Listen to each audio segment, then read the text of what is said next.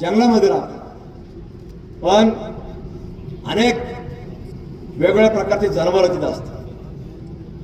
जसं तुम्ही सांगितलं मेघा साहेब, की कुठली माशी असेल, कुठलं वाघ असेल, कुठं जातो काय सगळं माहिती असतं, आपण त्यांना छेडत नाही. तशी ही जी आहे ते कुठलाही व्यक्ती वाघ नाही,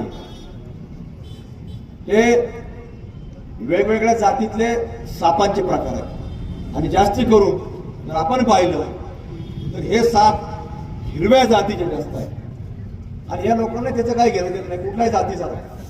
हे बघत असतात, साप आला गेला, घरातून बाहेर येतो जातो, हे सगळं बघत असतात. पण हे लोक ठेचतात कोणत्या सापाला? जो यांच्यावरती फणा काढल त्याला ठेचून काढण्याचं काम हा आदिवासी समाज करत असतो. आणि आज ती वेळ आलेली आहे की आता हा हे साप हे फणा काढायला लागलेले, घरापर्यंत यायला लागलेले.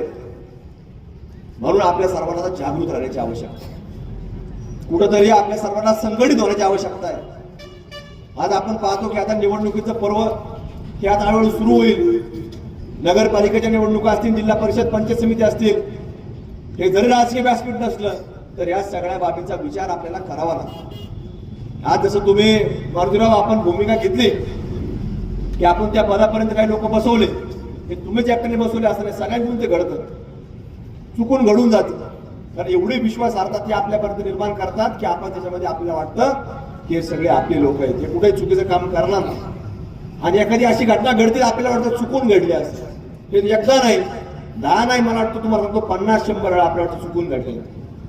आणि तुमच्यासारख्या भूमिका हे शेकडो लोकांनी महाराष्ट्रभर केल्या, आमच्यासारख्या लोकांनी केल्या. पण हळूहळू जाणवायला लागला तर किती दिवस चालणार?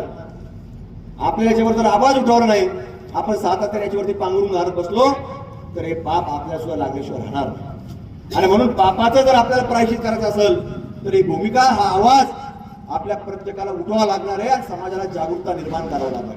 म्हणून आजचा कार्यक्रम देखील त्याचाच भाग आहे. संख्या किती, कुठे इथे हजारो आले, लाखो आले, तो भाग महत्वाचा नसतो.